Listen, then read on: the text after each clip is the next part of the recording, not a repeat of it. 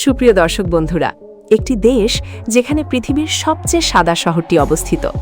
মরুভূমির প্রখর রোদে শত শত মার্বেলের টাওয়ার ঝলমল করে, অথচ এর রাস্তায় প্রায় কোনো মানুষকেই হাঁটতে দেখা যায় না। এমন একটি দেশ যেখানে একসময় বিদ্যুৎ, গ্যাস এবং পানি সম্পূর্ণ বিনামূল্যে দেওয়া হতো, কিন্তু তারপরও সাধারণ মানুষের জন্য দেশ ছেড়ে বাইরে যাওয়া ছিল প্রায় অসম্ভব। এখানেই রয়েছে একটি সোনালী মূর্তি, যা একসময় সূর্যের গতিপথ অনুসরণ করে ঘুরত। রয়েছে বালুর মাঝে জ্বলতে থাকা এক রহস্যময় অগ্নিগহ্বর, যা টানা অর্ধ শতাব্দী ধরে জ্বলছে। পৃথিবীর অন্যতম বৃহৎ প্রাকৃতিক গ্যাস সমৃদ্ধ দেশ হওয়া সত্ত্বেও এই দেশটি আজও যেন একটি বন্ধ ভল্টের মতো বিশ্বের কাছ থেকে নিজেকে আড়াল করে রেখেছে। মধ্য এশিয়ার উত্তর কোরিয়া বলেও অনেকে এই দেশটিকে আখ্যায়িত করেন। এখানে সবকিছুই যেন চোখে যা দেখা যায়, বাস্তবে তা নয়। এটাই তুর্কমেনিস্তানের বাস্তব জীবন, পৃথিবীর সবচেয়ে অদ্ভুত, সবচেয়ে বিস্ময়কর এবং অনেকের মতে সবচেয়ে উদ্ভট দেশ, যাকে আপনি কখনোই সত্যিকার অর্থে দেখেননি। তবে মার্বেলের প্রাসাদ আর কঠোর আইনকানুনের আগে রয়েছে এখানকার মানুষ। মধ্য এশিয়ার প্রাণকেন্দ্রে অবস্থিত তুর্কমেনিস্তান, আর এখানকার নারীদের প্রায়ই এই অঞ্চলের সবচেয়ে আকর্ষণীয় নারীদের মধ্যে গণ্য করা হয়। গভীর কালো চোখ, লম্বা বেনি করা চুল এবং নিজেদের ব্যক্তিত্বে এক নীরব কিন্তু দৃঢ় আত্মমর্যাদাবোধ, সব মিলিয়ে তাদের মধ্যে রয়েছে এক অনন্য সৌন্দর্য ও স্বাতন্ত্র্য। কিন্তু এখানে সৌন্দর্য শুধু মুখের মধ্যেই সীমাবদ্ধ নয়, এটি এমন কিছু যা তারা পরিধান করে এবং নিজেদের হাতে বুনে তৈরি করে। একটি তুর্কমেন বিয়েতে কনেকে দেখা যায় কেতেনি নামের এক বিশেষ পোশাকে, যা হাতে বোনা গাঢ় লাল রেশম দিয়ে তৈরি। এই লাল রং কেবল ফ্যাশনের জন্য বেছে নেওয়া হয় না, বিশ্বাস করা হয় এটি কনেকে অশুভ শক্তি থেকে রক্ষা করে এবং সৌভাগ্য বয়ে আনে, ঠিক যেন একটি তাবিজের মতো। পোশাকের ওপর তিনি পরেন রূপার গয়না, আর তা থাকে প্রচুর পরিমাণে। তার বুকে ঝুলে থাকে তোমার নামে একটি ত্রিভুজাকার তাবিজ, হাতে থাকে ভারী রূপার চুড়ি যা তার কবজিকে ঢেকে রাখে, আর মাথায় শোভা পায় অলঙ্কৃত এক উঁচু মুকুট, যা তার ঐতিহ্য ও মর্যাদার প্রতীক। এই মুকুটটি মাথার উপর 1 ফুটেরও বেশি উঁচু হয়ে উঠতে পারে, আর সব মিলিয়ে কনের পরিধেয় রূপার অলঙ্কারের ওজন কয়েক কিলোগ্রাম পর্যন্ত হতে পারে। এতটাই ভারী হয় যে কনে ধীরে ধীরে মাথা নিচু করে হাঁটার সময় তার দুই পাশে বয়স্ক নারীরা দাঁড়িয়ে তাকে সামলে রাখেন। আর তারপর আসে কার্পেটের কথা। একজন তুর্কমেনের কাছে কার্পেট শুধু মেঝেতে বিছানোর কোনো বস্তু নয়, বরং এটি তাদের পরিচয়, ঐতিহ্য এবং আত্মপরিচয়ের প্রতীক। দেশের প্রধান প্রধান উপজাতির ঐতিহ্যবাহী বোনা নকশাগুলো, যেগুলোকে গুল বলা হয়, সেগুলোই তুর্কমেনিস্তানের জাতীয় পতাকার একপাশে থাকা গাঢ় লাল ফিতার কেন্দ্রে স্থান পেয়েছে। এটি এমন একটি দেশ যে নিজের ঐতিহ্যবাহী বুনন শিল্পকেই জাতীয় পতাকায় স্থান দিয়েছে।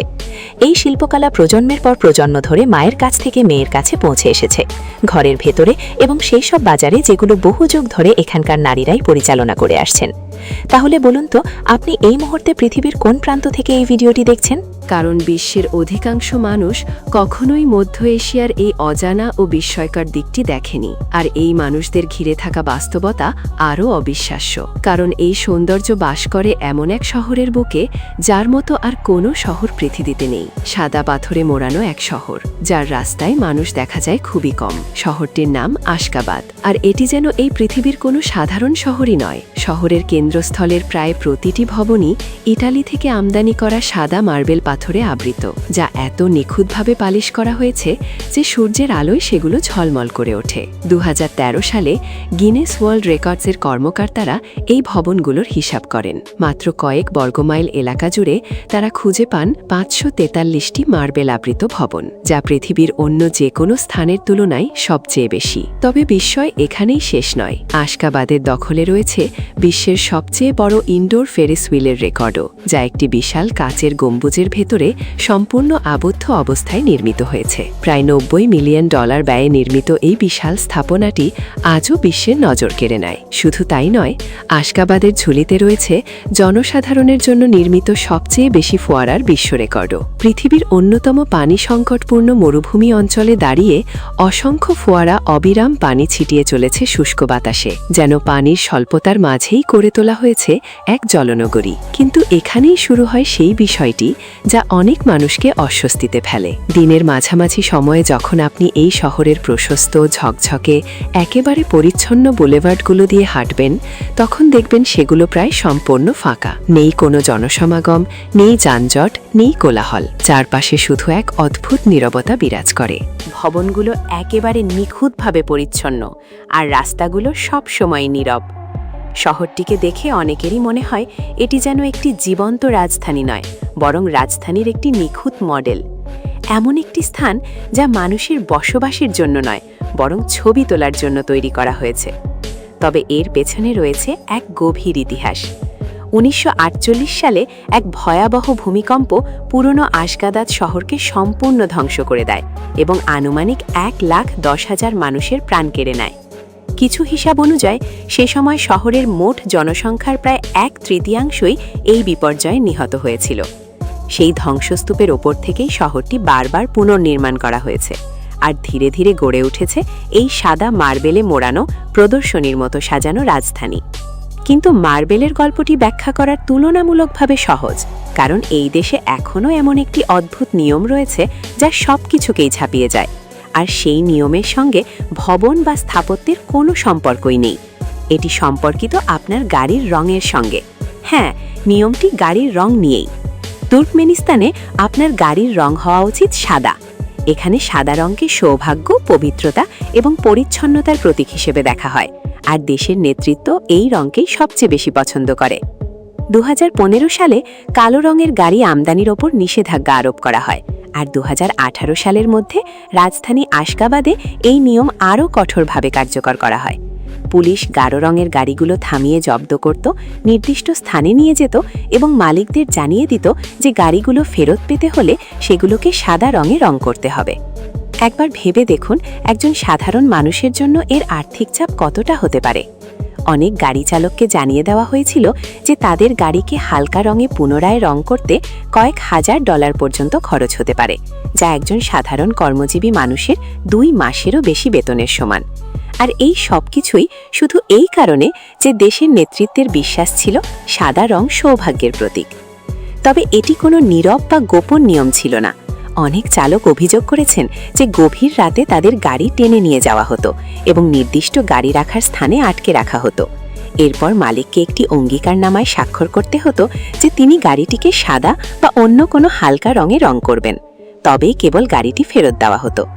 লাল, নীল কিংবা কালো যে কোনো গাঢ় রঙের গাড়ি এই নিয়মের আওতায় পড়ত, আর গাড়ির বিষয়টি ছিল কেবল শুরু মাত্র। একসময় তরুণদের লম্বা দাড়ি রাখা বা চুল বড় করার ওপরও নানা ধরনের বিধিনিষেধ আরোপ করা হয়েছিল। এমনকি পুলিশ চাইলে তাদের দাড়ি চুল কেটে ফেলতেও বাধ্য করতে পারত। রাজধানীর পরিচ্ছন্নতা বজায় রাখার অজুহাতে কুকুরদেরও শহর থেকে সরিয়ে দেওয়া হয়েছিল। ২০১৬ সালে সোনার দাঁত এবং সোনার ক্রাউন ব্যবহার নিষিদ্ধ করা হয়, আর টেলিভিশনে উপস্থাপিকাদের ভারী মেকআপ করাও নিষিদ্ধ করা হয়। এমনকি গাড়িতে রেডিও ব্যবহারের ওপরও বিভিন্ন সময়ে সীমাবদ্ধতা আরোপ করা হয়েছিল। একটি লাল, নীল কিংবা কালো গাড়ি যেমন সমস্যার কারণ হয়ে উঠতে পারত, তেমনি ব্যক্তিগত জীবনযাপন, পোশাক পরিচ্ছদ বা চেহারার ক্ষেত্রেও মানুষের স্বাধীনতা ছিল কঠোর নিয়ন্ত্রণের অধীনে। এখানে অনেক সময় মনে হয় সাধারণ মানুষের দৈনন্দিন জীবনের ক্ষুদ্রতম বিষয়গুলো রাষ্ট্রের সিদ্ধান্ত দ্বারা নির্ধারিত হয়।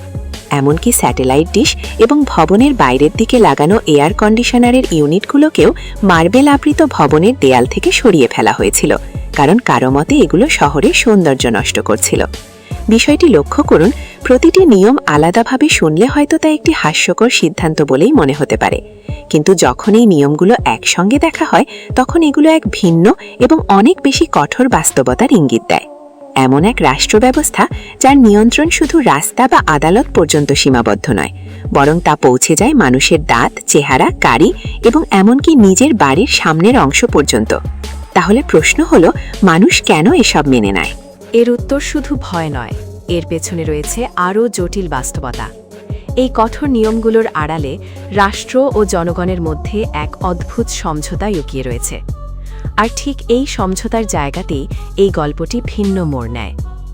আধুনিক ইতিহাসের বেশিরভাগ সময় জুড়ে এই সমঝোতাকে অনেকের কাছে বেশ উদার বলে মনে হতো।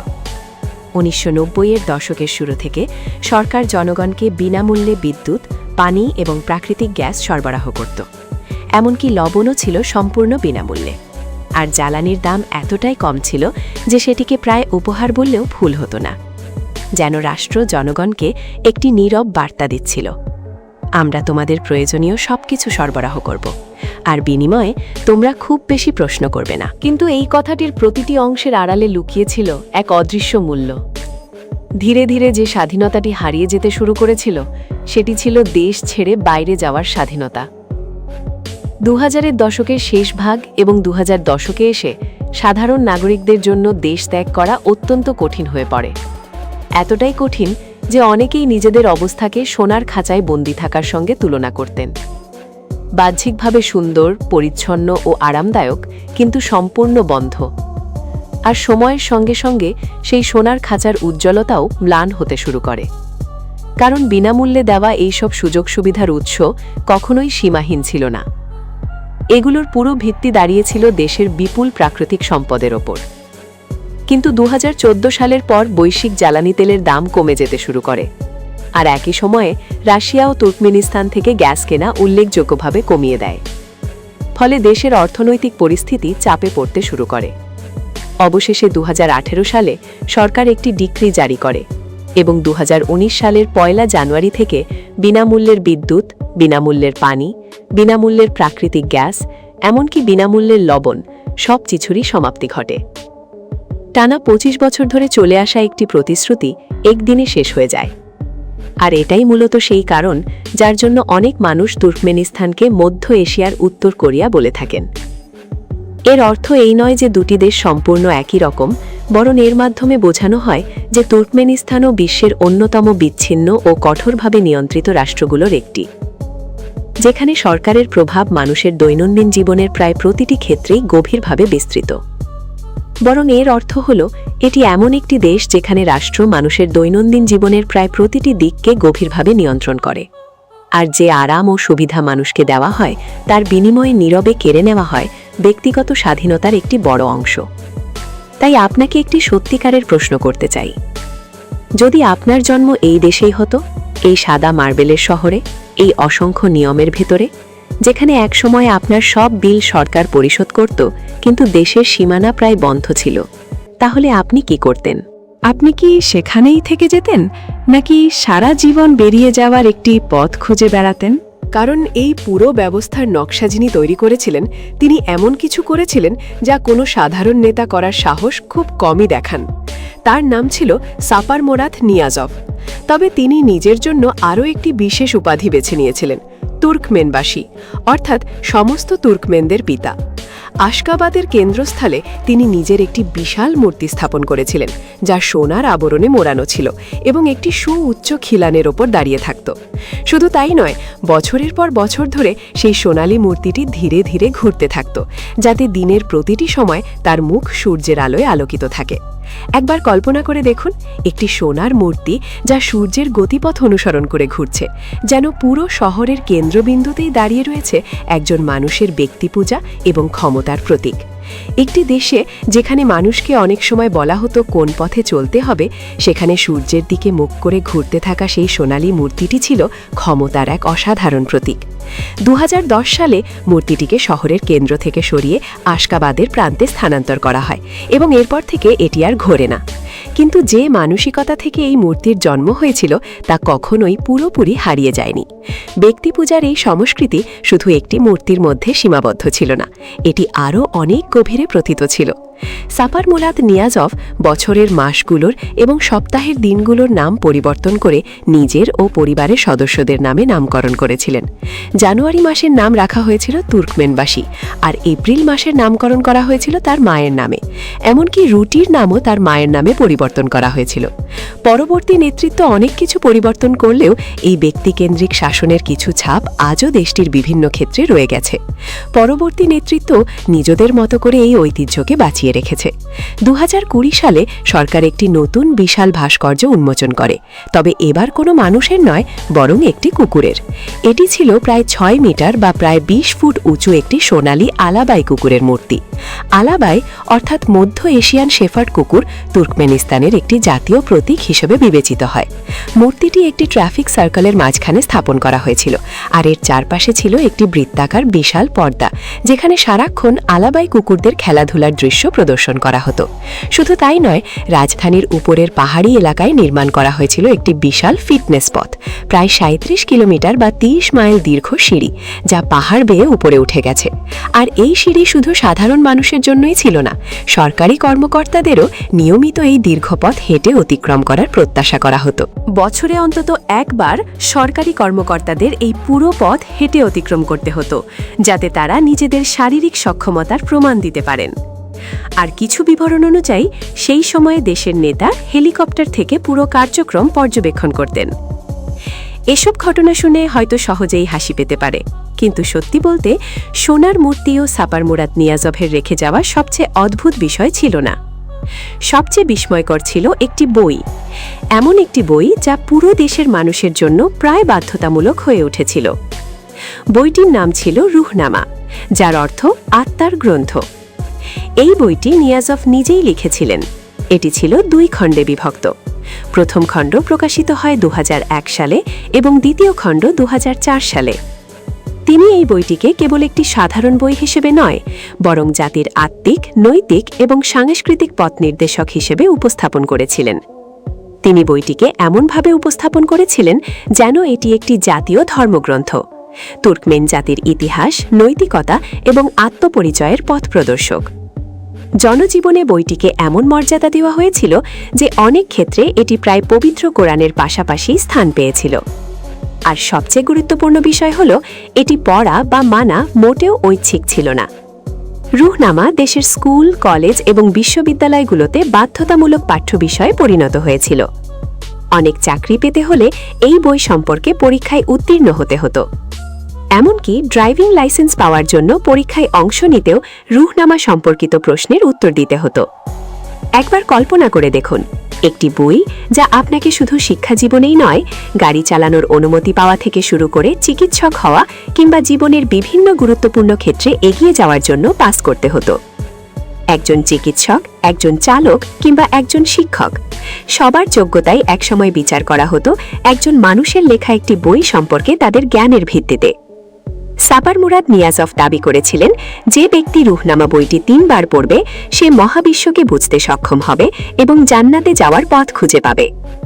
আর 2005 সালে বইটিকে শুধু দেশের সীমানার মধ্যেই সীমাবদ্ধ না রেখে পৃথিবীর বাইরেও পৌঁছে দেওয়ার উদ্দেশ্যে এর একটি কপি একটি বিশেষ ক্যাপসুলে সংরক্ষণ করে রাশিয়ার একটি রকেটের মাধ্যমে মহাকাশে পাঠানো হয়। অবিশ্বাস্য হলেও সত্য, সেই কপিটি আজও পৃথিবীকে প্রদক্ষিণ করে চলেছে। যিনি বইটি লিখেছিলেন তিনি বহু আগে ইতিহাসের অংশ হয়ে গেছেন, কিন্তু তার লেখা বইয়ের একটি কপি এখনও মহাকাশে পৃথিবীর চারপাশে ঘুরে বেড়াচ্ছে। আশকাবাতে এমনকি রুহনামা বইটির আকৃতিতে একটি বিশাল স্মৃতিস্তম্ভ নির্মাণ করা হয়েছিল। প্রতিদিন সন্ধ্যায় এই বিশাল বইটির প্রচ্ছদ স্বয়ংক্রিয়ভাবে খুলে যেত এবং সেখান থেকে বইয়ের নির্দিষ্ট অংশ উচ্চস্বরে পাঠ করা হতো। 2006 সালে সাপার মুরাদ নিয়াজভের মৃত্যুর পর ধীরে ধীরে বইটির প্রভাব কমতে শুরু করে। প্রায় 2011 সালের দিকে এটি বাধ্যতামূলক শিক্ষাক্রম থেকে বাদ দেওয়া হয়, যদিও আরও কয়েক বছর বিভিন্ন পরীক্ষায় এর উপস্থিতি বজায় ছিল। এরপর থেকে দেশটি ধীরে ধীরে রুহনামা থেকে দূরে সরে এসেছে। তবুও রুহনামার গল্প আমাদের একটি গভীর শিক্ষা দিয়ে যায়, একজন ব্যক্তি কতটা সম্পূর্ণভাবে নিজেকে একটি জাতির চিন্তা, শিক্ষা এবং দৈনন্দিন জীবনের সঙ্গে জড়িয়ে দিতে পারেন। আর এই উপলব্ধিটাই যথেষ্ট একটি দেশের ইতিহাস ও বাস্তবতাকে নতুনভাবে ভাবার জন্য। এবার কিছু সময়ের জন্য নিয়ম কানুন আর ব্যক্তিপূজার বিষয়গুলোকে একপাশে সরিয়ে রাখা যাক, কারণ এবার আমরা এমন একটি বিষয় নিয়ে কথা বলবো যা নিয়ে তুর্কমেন মানুষ সত্যিই গর্ব অনুভব করে, আর তা হলো তাদের খাবার। শুরু করা যাক তরমুজ দিয়ে। তুর্কমেনিস্তানকে অনেকে তরমুজের দেশ বলেও অভিহিত করেন, আর এটি মোটেও অতিরঞ্জিত কোনো কথা নয়। প্রতি বছর আগস্ট মাসে এখানে তুর্কমেন তরমুজ দিবস নামে একটি জাতীয় উৎসব পালিত হয়, যেখানে পুরো দেশ এমন একটি ফল উদযাপন করে যেটিকে তারা পৃথিবীর সবচেয়ে মিষ্টি ফল বলে বিশ্বাস করে। দেশের বিস্তীর্ণ কৃষি জমিতে শত শত প্রজাতির তরমুজ চাষ করা হয়, আর প্রতিটি জাতেরই রয়েছে নিজস্ব স্বাদ, গন্ধ ও বৈশিষ্ট্য। তুর্কমেনদের কাছে তরমুজ শুধু একটি ফল নয়, বরং এটি তাদের সংস্কৃতি, ঐতিহ্য এবং জাতীয় গর্বের এক গুরুত্বপূর্ণ অংশ। একটি সম্পূর্ণ জাতীয় দিবস শুধু একটি তরমুজের জন্য। বিষয়টি শুনতে অবাক লাগলেও তুর্কমেনিস্তানে এটি একেবারেই স্বাভাবিক। আর এখানকার দৈনন্দিন খাবারগুলো ঠিক তেমনই, সহজ, উষ্ণ এবং নিজস্ব ঐতিহ্যে সমৃদ্ধ। দেশের জাতীয় খাবার হলো প্লভ, লম্বা দানার চাল, খাসির মাংস, গাজর এবং পেঁয়াজ দিয়ে ধীরে ধীরে রান্না করা এক সুস্বাদু পদ। বিয়ে, উৎসব কিংবা যে কোনো বড় আয়োজনের কেন্দ্রবিন্দুতেই থাকে এই খাবার। এর সঙ্গে পরিবেশন করা হয় চোরেক, এক ধরনের গোলাকার রুটি যা মাটির তৈরি ঐতিহ্যবাহী চুলায় সদ্য বেক করা হয় এবং দিনের বিভিন্ন সময় খাওয়া হয়। তবে এখানে রুটি শুধু খাবার নয়, এটি প্রায় পবিত্রতার মর্যাদা পায়। রুটিকে কখনো উল্টো করে রাখা হয় না, অপচয় করা হয় না এবং মাটিতে পড়ে গেলে সেটিকে অসম্মান হিসেবে দেখা হয়। আর এরপর আসে চায়ের কথা। তুর্কমেনদের দৈনন্দিন জীবনের অবিচ্ছেদ্য অংশ হলো চা, বিশেষ করে সবুজ চা, যা অতিথি আপ্যায়ন থেকে শুরু করে পারিবারিক আড্ডা সর্বত্রই গুরুত্বপূর্ণ স্থান দখল করে আছে। সবুজ চা সাধারণত ছোট ছোট পেয়ালায় পরিবেশন করা হয় এবং সকাল থেকে রাত পর্যন্ত পরিবারের সদস্য হোক কিংবা কোনো অচেনা অতিথি, সবার কাছেই এটি আন্তরিকতার প্রতীক হিসেবে পরিবেশন করা হয়। এখানে কাউকে এক কাপ চা এগিয়ে দেওয়া মানে শুধু আপ্যায়ন নয়, বরং তাকে সামান্য হলেও বিশ্বাস ও সম্মান প্রদর্শন করা। আর তুর্কমেনিস্তানের দৈনন্দিন জীবনকে তার পূর্ণ রূপে দেখতে চাইলে আপনাকে অবশ্যই যেতে হবে বাজারে।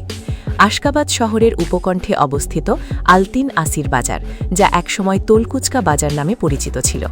এটি দেশের বৃহত্তম বাজার, যার বিস্তৃতি প্রায় ১৫৪ হেক্টর জুড়ে এবং এখানে রয়েছে ২,০০০-এরও বেশি দোকান ও স্টল।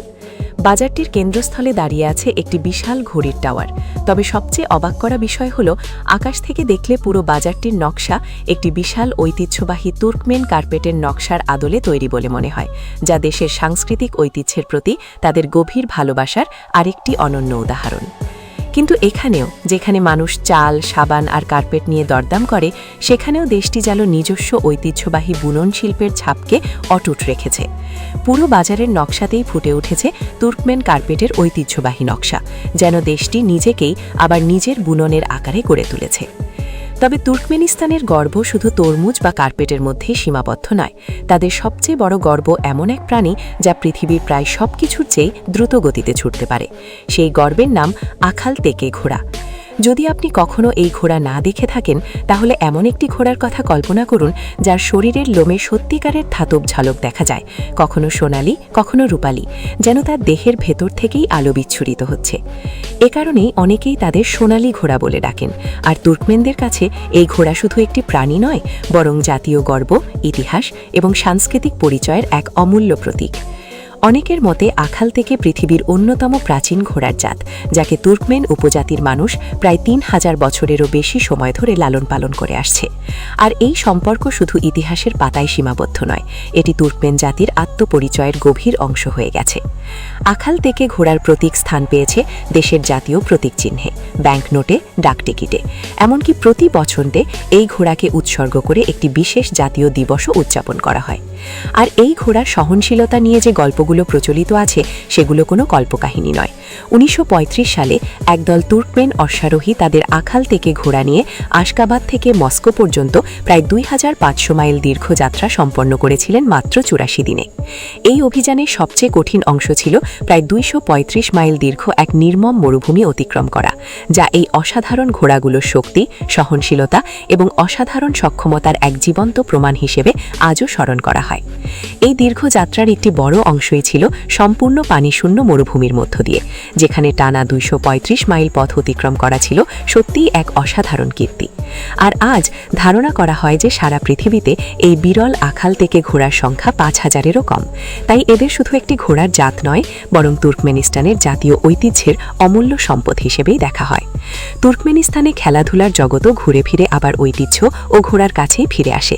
এখানে রয়েছে গোরেশ, এক ধরনের ঐতিহ্যবাহী বেল্ট কুস্তি, যা শুধু একটি প্রতিযোগিতাই নয়, বরং উৎসবেরও অংশ এবং তুর্কমেন সংস্কৃতির সঙ্গে গভীরভাবে জড়িত। এছাড়াও ঘোড়দৌড় এবং অশ্বলম্বন প্রতিযোগিতা আজও দেশের মানুষের হৃদয়ে বিশেষ স্থান দখল করে আছে। আর 2017 সালে Asian indoor and martial arts games আয়োজনের জন্য তুর্কমেনিস্তান বিপুল পরিমাণ অর্থ ব্যয় করেছিল। এই বিশাল ক্রীড়া আসর সফলভাবে আয়োজনের লক্ষ্যে দেশটি নির্মাণ করেছিল একের পর এক অত্যাধুনিক ক্রীড়া অবকাঠামো ও বিশাল স্টেডিয়াম কমপ্লেক্স, যা বিশ্বের দৃষ্টি আকর্ষণ করেছিল। এই আন্তর্জাতিক ক্রীড়া আসর আয়োজনের জন্য তুর্কমেনিস্তান মধ্য এশিয়ার বৃহত্তম ক্রীড়া কমপ্লেক্স নির্মাণ করে। এখানে রয়েছে 30টিরও বেশি আধুনিক ক্রীড়া ভেন্যু, যার কেন্দ্রবিন্দুতে দাঁড়িয়ে আছে বিশাল অলিম্পিক স্টেডিয়াম। আর এই স্টেডিয়ামের সামনের অংশে স্থাপন করা হয়েছে একটি বিশাল আখাল থেকে ঘোড়ার মাথার প্রতীক, যা দেশটির জাতীয় গর্ব ও ঐতিহ্যকে তুলে ধরে। বিষয়টি সত্যিই বিস্ময়কর। এমন একটি দেশ যা খুব কমই বিদেশি দর্শনার্থীদের প্রবেশের অনুমতি দেয়, সেই দেশই আবার পুরো এশিয়া মহাদেশকে আমন্ত্রণ জানাতে এত বিশাল এক ক্রীড়া অবকাঠামো করে তুলেছে। তবে তুর্কমেনিস্তানের সবচেয়ে রহস্যময় এবং কৌতূহল উদ্দীপক স্থান কোনো স্টেডিয়াম নয়। এটি হলো মরুভূমির মাঝখানে অবস্থিত একটি বিশাল গর্ত, যা প্রায় অর্ধ শতাব্দী ধরে অবিরাম চলছে। এর সরকারি নাম দারভাজা গ্যাস ক্রেটার, কিন্তু বিশ্বের অধিকাংশ মানুষ এটিকে আরেকটি নামেই চেনে, নরকের দরজা। নরকের দরজা নামটি শুনতেই যেন গা শিউরে ওঠে। কারাকুম মরুভূমির একেবারে মাঝখানে হঠাৎ করেই মাটির বুক ফেটে তৈরি হয়েছে প্রায় 70 মিটার বা প্রায় 230 ফুট প্রশস্ত এক বিশাল গর্ত। আর সেই গর্তের তলদেশে জ্বলছে আগুন, এমন আগুন যা গত অর্ধ শতাব্দীরও বেশি সময় ধরে কখনো নিভে যায়নি। সবচেয়ে প্রচলিত গল্প অনুযায়ী 1971 সালের দিকে সোভিয়েত প্রকৌশলীরা এখানে গ্যাস অনুসন্ধানের জন্য খনন কাজ চালানোর সময় হঠাৎ মাটি ধসে পড়ে এবং এই বিশাল গর্তের সৃষ্টি হয়। পরে বেরিয়ে আসা প্রাকৃতিক গ্যাসের বিস্তার রোধ করতে তারা সেখানে আগুন জ্বালিয়ে দেন। ধারণা করেছিলেন কয়েকদিনের মধ্যেই গ্যাস শেষ হয়ে যাবে এবং আগুন নিজে থেকেই নিভে যাবে। কিন্তু বাস্তবে ঘটেছিল সম্পূর্ণ উল্টো ঘটনা, সেই আগুন এখনও জ্বলছে। তবে ইতিহাসবিদদের মধ্যে এই ঘটনার সঠিক সাল নিয়ে এখনও কিছু মতভেদ রয়েছে, তাই পুরো ঘটনাটিকে শতভাগ নিশ্চিত তথ্য হিসেবে নয়, বরং বহুল প্রচলিত একটি বর্ণনা হিসেবেই বিবেচনা করা ভালো। তবে একটি বিষয় নিশ্চিত, আগুনটি কয়েকদিনের মধ্যে নিভে যায়নি, বরং এটি জ্বলতে জ্বলতে সোভিয়েত ইউনিয়নের পতন দেখেছে, একটি নতুন রাষ্ট্রের জন্ম দেখেছে এবং দশকের পর দশক ধরে একইভাবে জ্বলতে থেকেছে। অর্ধ শতাব্দীরও বেশি সময় ধরে জ্বলতে থাকা এই গর্তটি আজ তুর্কমেনিস্তানের অন্যতম পরিচিত প্রতীকে পরিণত হয়েছে। কিন্তু আশ্চর্যের বিষয় হল, যে দেশ একসময় এই আগুন জ্বালিয়েছিল সেই দেশই এখন সেটিকে নিভিয়ে ফেলার উপায় খুঁজছে। কারণ সাম্প্রতিক বছরগুলোতে আগুনের তীব্রতা উল্লেখযোগ্যভাবে কমে এসেছে। দেশের প্রেসিডেন্ট এটি সম্পূর্ণরূপে নিভিয়ে দেওয়ার পরিকল্পনা গ্রহণের নির্দেশ দেওয়ার পর আগুনের শিখা অনেকটাই ম্লান হয়ে গেছে। এমনকি রাষ্ট্রায়ত্ত গ্যাস কোম্পানির দাবি অনুযায়ী আগুনের তীব্রতা প্রায় 3 গুণ পর্যন্ত কমে এসেছে। 2023 সাল থেকে আগুনের তীব্রতা আরও কমে এসেছে। এর একটি বড় কারণ হল গর্তটির আশপাশে নতুন গ্যাস কূপ খনন করা হয়েছে, যার মাধ্যমে প্রাকৃতিক গ্যাস অন্যদিকে সরিয়ে নেওয়া হচ্ছে। ফলে অনেক বিশেষজ্ঞের ধারণা, একসময় বিশ্বের কৌতূহলের কেন্দ্র হয়ে ওঠা এই নরকের দরজা হয়তো আমাদের জীবনকালেই নীরবে চিরতরে বন্ধ হয়ে যেতে পারে। তবে আপাতত এটি এখনও তুর্কমেনিস্তানের সবচেয়ে বিখ্যাত পর্যটন স্থল হিসেবে পরিচিত। আশগাবাদ শহর থেকে প্রায় 260 কিলোমিটার বা 160 মাইল উত্তরে অবস্থিত এই স্থানটিতে সাধারণত পর্যটকরা অনুমোদিত ট্যুরের মাধ্যমে পৌঁছে থাকেন। অনেকেই গর্তের কিনারার কাছে ঐতিহ্যবাহী ইউট তাঁবুতে রাত কাটান, যাতে গভীর অন্ধকারের মধ্যে আগুনের লেলিহান শিখাগুলোর অপূর্ব দৃশ্য উপভোগ করা যায়। তবে আপনি যদি কোনোদিন এখানে যাওয়ার পরিকল্পনা করেন, তাহলে একটি বিষয় অবশ্যই মনে রাখতে হবে, তুর্কমেনিস্তান বিশ্বের সবচেয়ে কঠিনভাবে প্রবেশযোগ্য দেশগুলোর একটি। তাই সেখানে ভ্রমণের জন্য প্রায় নিশ্চিতভাবেই আপনার একজন অনুমোদিত গাইড এবং আনুষ্ঠানিক আমন্ত্রণপত্রের প্রয়োজন হবে। তবে এই মরুভূমিতে আগুন জ্বলার বহু আগেই এই ভূখণ্ড ছিল প্রাচীন সিল্ক রোডের অন্যতম উজ্জ্বল রত্ন। একসময় এটি ছিল প্রাচীন বিশ্বের একটি গুরুত্বপূর্ণ সংযোগস্থল, যেখানে বাণিজ্য, সংস্কৃতি এবং সভ্যতার মিলন ঘটত। আজও সেই গৌরবময় অতীতের সাক্ষ্য বহন করছে দেশটির বেশ কয়েকটি ঐতিহাসিক নিদর্শন। তুর্কমেনিস্তানের 3টি স্থান বর্তমানে ইউনেস্কোর বিশ্ব ঐতিহ্য তালিকায় অন্তর্ভুক্ত, আর প্রতিটি স্থানই প্রথম দেখায় যতটা পুরনো মনে হয়, বাস্তবে তার চেয়েও অনেক বেশি প্রাচীন। এর মধ্যে অন্যতম হল মার্ভ, যা 1999 সালে ইউনেস্কোর বিশ্ব ঐতিহ্য তালিকায় অন্তর্ভুক্ত হয়। সিল্ক রোডের এই প্রাচীন নগরী দ্বাদশ শতাব্দীতে সম্ভবত সমগ্র বিশ্বের সবচেয়ে জনবহুল শহরগুলোর একটি ছিল, কিন্তু 1221 সালে মঙ্গলদের আগমনের পর এই সমৃদ্ধ নগরীর ভাগ্য চিরতরে বদলে যায়। মঙ্গলদের আক্রমণে মার্ভ এতটাই সম্পূর্ণভাবে ধ্বংস হয়ে গিয়েছিল যে আজ সেখানে শুধু মরুভূমির বালুর মধ্যে ছড়িয়ে ছিটিয়ে থাকা নীরব ধ্বংসাবশেষই দেখা যায়, যেন এটি একসময়ের পৃথিবীর অন্যতম বৃহৎ শহরের নিঃশব্দ আত্মা। দেশের উত্তরে রয়েছে কুনিয়া উরগেঞ্জ, যা 2005 সালে ইউনেস্কোর বিশ্ব ঐতিহ্য তালিকায় অন্তর্ভুক্ত হয়। এখানে আজও একাদশ ও দ্বাদশ শতাব্দীর মসজিদ ও সমাধিসৌধগুলোর মাঝে মাথা উঁচু করে দাঁড়িয়ে আছে এক বিশাল ইটের মিনার, যা অতীতের গৌরবময় ইতিহাসের সাক্ষ্য বহন করে। আর রয়েছে নিসা, যা 2007 সালে ইউনেস্কোর বিশ্ব ঐতিহ্য তালিকায় স্থান পায়। 2000 বছরেরও বেশি আগে এটি ছিল শক্তিশালী পার্থিয়ান সাম্রাজ্যের প্রাথমিক রাজধানী। আশকাবাদের সাদা মার্বেলের আধুনিক শহর থেকে মাত্র অল্প দূরত্বেই অবস্থিত এই প্রাচীন নগরী যেন একই ভূখণ্ডে ইতিহাসের দুই ভিন্ন যুগকে একসঙ্গে ধারণ করে আছে। শতাব্দীর পর শতাব্দী ধরে এই ভূখণ্ড ছিল সাম্রাজ্য, বাণিজ্য এবং সভ্যতার এক গুরুত্বপূর্ণ কেন্দ্র। শতাব্দীর পর শতাব্দী ধরে প্রাচীন সিল্ক রোড এই ভূখণ্ডের মধ্য দিয়েই অতিক্রম করেছে, বহন করে এনেছে রূপা, রেশম এবং অসংখ্য নতুন ধারণা, যা পার্শ্ব, গ্রিস, চীন এবং বিস্তীর্ণ তৃণভূমির সভ্যতাগুলোর মধ্যে সংযোগ স্থাপন করেছিল। আজকে সাদা মার্বেলে মোড়ানো আশগাদাত শহরের বয়স হয়তো মাত্র কয়েক দশক, কিন্তু যে মাটির ওপর এই শহর দাঁড়িয়ে আছে সেই ভূমি হাজার হাজার বছর ধরে বিভিন্ন সভ্যতার মিলনস্থল হিসেবে পরিচিত। আর এই ভূখণ্ডের বেশিরভাগ অংশই কোনো শহর নয়, বরং বিশাল মরুভূমি। সেই মরুভূমিতেই এখনও এমন কিছু মানুষ বাস করেন যাদের জীবনধারা যে কোনো আধুনিক রাষ্ট্র বা জাতীয় পতাকার চেয়েও অনেক প্রাচীন। কারাকুম মরুভূমি তুর্কমেনিস্তানের মোট ভূখণ্ডের প্রায় 70 থেকে 80% জুড়ে বিস্তৃত। তুর্কমেনিস্তানের মোট আয়তন প্রায় 4,91,000 বর্গ কিলোমিটার, অর্থাৎ আকারে এটি প্রায় স্পেনের সমান। অথচ এত বিশাল ভূখণ্ডে বাস করে মাত্র প্রায় 7.5 মিলিয়ন মানুষ। এর অর্থ হল প্রতি বর্গ কিলোমিটারে গড়ে মাত্র প্রায় 15 জন মানুষের বসবাস, যা তুর্কমেনিস্তানকে সমগ্র এশিয়ার সবচেয়ে কম জনঘনত্বের দেশগুলোর একটি করে তুলেছে। আর এই বিস্তীর্ণ শূন্যতার মাঝেই আজও টিকে আছে এক প্রাচীন তুর্কমেনিস্তান। দেশের দূরবর্তী মরুভূমি অঞ্চলে এখনও কিছু পরিবার যাযাবর জীবনধারা অনুসরণ করে। তারা ইউট নামে পরিচিত গোলাকার ফেল্টের তৈরি ঐতিহ্যবাহী তাঁবুতে বসবাস করে এবং ঋতুর পরিবর্তনের সঙ্গে সঙ্গে উট ও ভেড়ার পাল নিয়ে এক স্থান থেকে অন্য স্থানে চলে যায়। এসব অঞ্চলের বাজারগুলোও এক ভিন্ন চিত্র তুলে ধরে।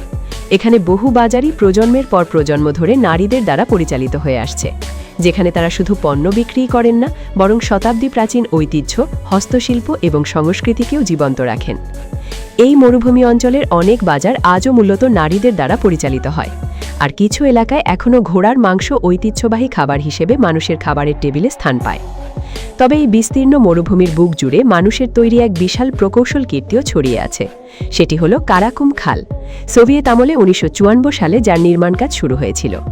এই খালটির দৈর্ঘ্য 1300 কিলোমিটারেরও বেশি এবং এটি আমু দরিয়া নদী থেকে পানি এনে কারাকুম মরুভূমির বালুকাময় ভূমির মধ্য দিয়ে প্রবাহিত করে।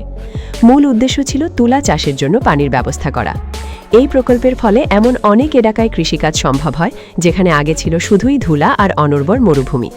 কিন্তু এই সাফল্যের একটি বড় মূল্যও দিতে হয়েছে, কারণ বিশেষজ্ঞদের মতে শত শত মাইল দূরে অবস্থিত আরাল সাগর কয়েক দশক ধরে যেভাবে শুকিয়ে যাচ্ছে তার অন্যতম প্রধান কারণ হল এই কারাকুম খাল এবং এ ধরনের বৃহৎ সেচ প্রকল্প, যেগুলো আমু দরিয়া নদীর বিপুল পরিমাণ পানি অন্যদিকে সরিয়ে নিয়েছে। একটি মাত্র খাল যা একদিকে পুরো দেশের কৃষিকে টিকিয়ে রাখছে, আবার অন্যদিকে ধীরে ধীরে একটি বিশাল সাগরকে শুকিয়ে দিচ্ছে। কিন্তু প্রশ্ন হলো, এত বিশাল জনবিরল একটি দেশ কিভাবে সাদা মার্বেলে মোড়ানো এক আধুনিক রাজধানী গড়ে তুলতে সক্ষম হলো? এর উত্তর লুকিয়ে আছে মরুভূমির গভীরে, বালুর স্তরের অনেক নিচে। আর সেই উত্তর হল প্রাকৃতিক গ্যাস। তুর্কমেনিস্তান পৃথিবীর অন্যতম বৃহৎ প্রাকৃতিক গ্যাসের মজুদের ওপর বসে আছে।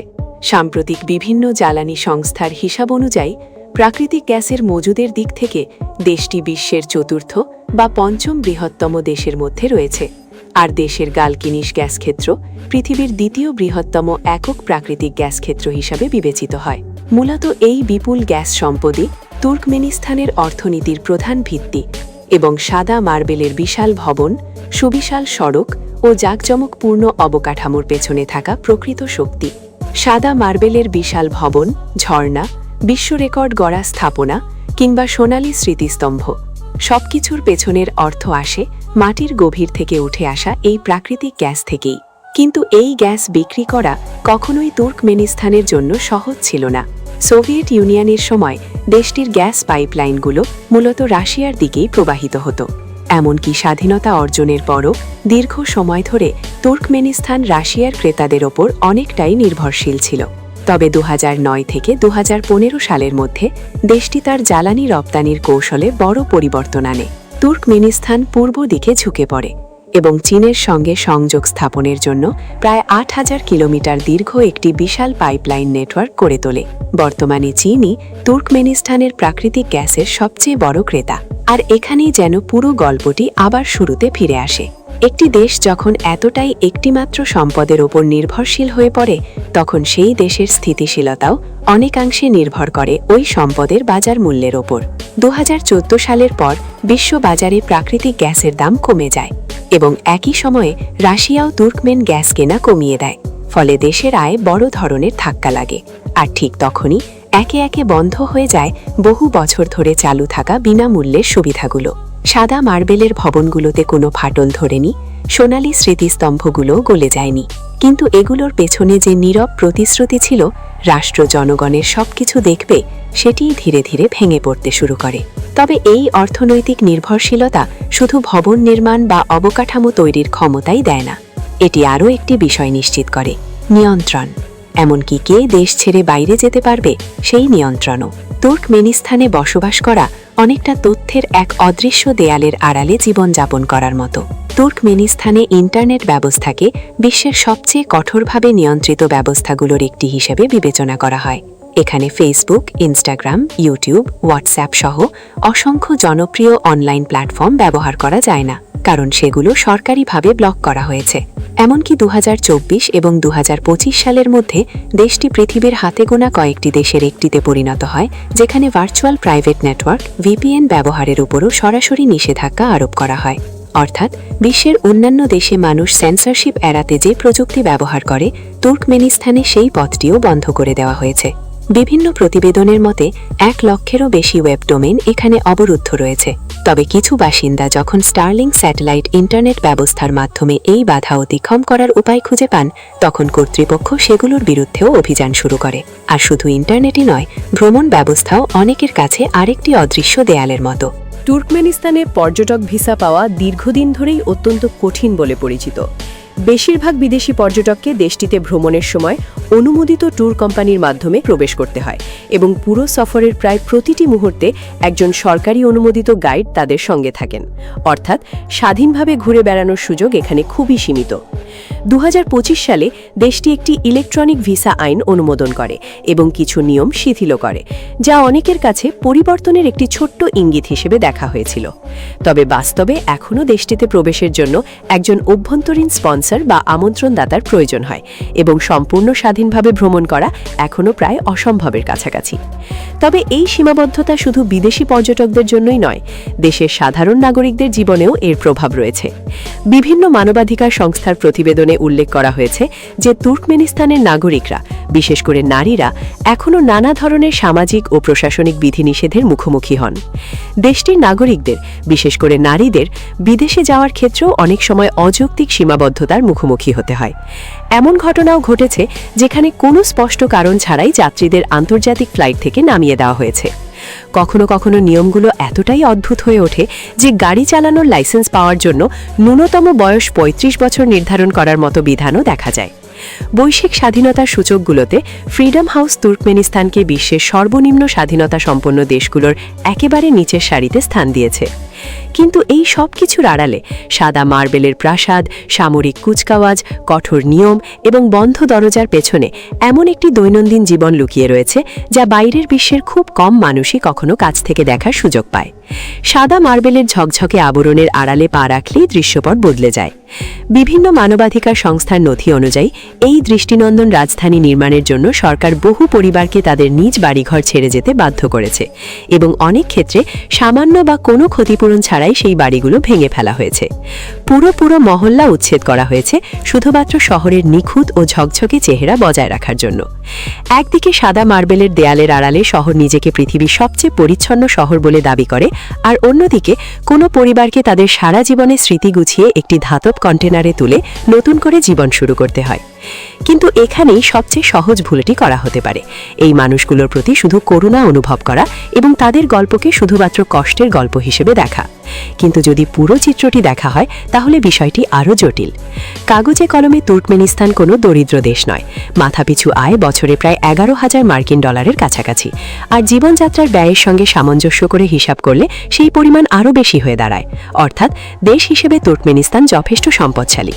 প্রকৃত সমস্যা অন্য জায়গায়।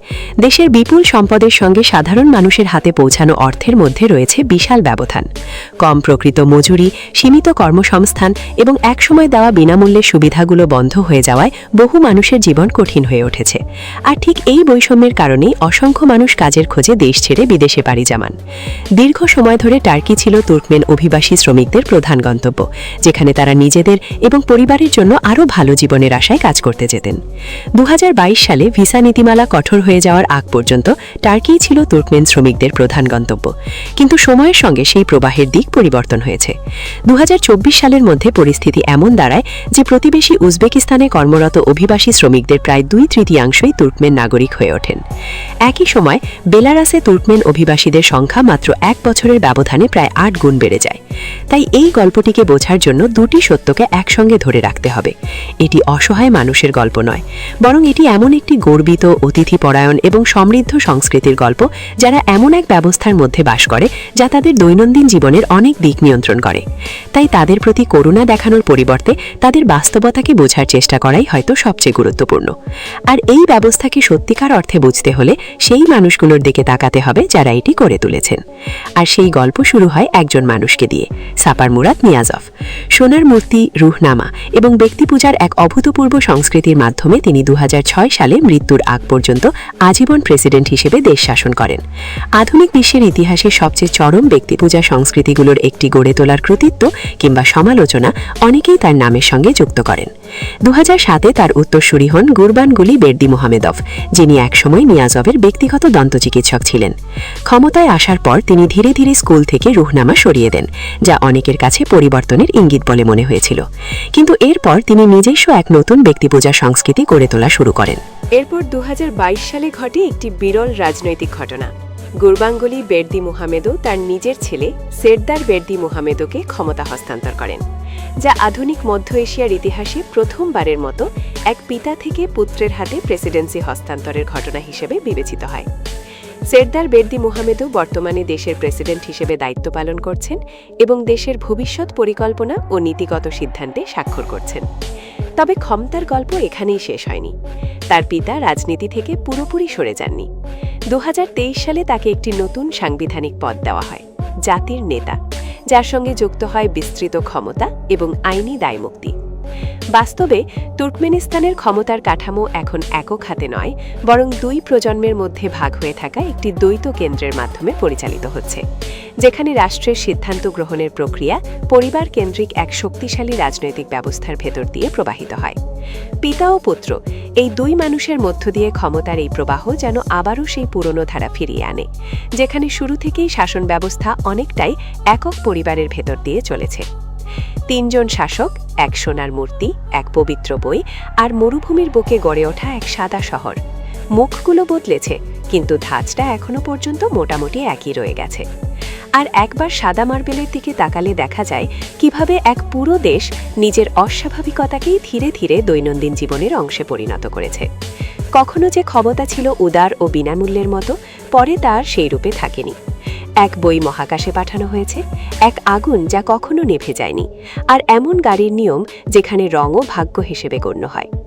বাইরে থেকে এগুলোকে সহজেই অদ্ভুত বা অযৌক্তিক বলে মনে হতে পারে, কিন্তু এই সাদা মার্বেল আসলে শুধু দেয়াল নয়, এটি এক ধরনের আয়না, যেখানে একটি দেশের ইতিহাস, শাসন ব্যবস্থা এবং বাস্তবতা একসঙ্গে প্রতিফলিত হয়। নিজের গাড়ির রং বেছে নেওয়া, যে কোনো ওয়েবসাইটে ঢোকা বা যখন ইচ্ছা তখন দেশ ছেড়ে বেরিয়ে যাওয়ার স্বাধীনতা, এগুলোকে আমরা স্বাভাবিক বলে ধরে নিই, কিন্তু এগুলো প্রকৃতির নিয়ম নয়, এগুলো সমাজ ও রাষ্ট্রের তৈরি করা সিদ্ধান্ত। আর তুর্কমেনিস্তান এমন একটি দেশ যেখানে ইতিহাস জুড়ে এই সিদ্ধান্তগুলোর অনেকটাই অন্যভাবে নেওয়া হয়েছে। তাই সাদা মার্বেলের আড়ালে থাকা মানুষগুলোর প্রতি শুধু করুণা না করে তাদের বাস্তবতাকে বোঝার চেষ্টা করাই বেশি গুরুত্বপূর্ণ। একই সঙ্গে এটাও বোঝা দরকার, আমাদের জীবনে যেসব স্বাধীনতা স্বাভাবিক মনে হয় সেগুলোর অনেকটাই আসলে কখনোই আমাদের লড়াই ছাড়া পাওয়া নয়। আর এই ধরনের দ্বন্দ্বপূর্ণ বাস্তবতা শুধু তুর্কমেনিস্তানেই নয়, পৃথিবীতে এমন আরও অনেক দেশ আছে যেখানে একইভাবে সাধারণ জীবন আর কঠোর নিয়ন্ত্রণ পাশাপাশি সহ অবস্থান করে। এটাই ছিল প্রথম দরজা যা আমরা খুললাম।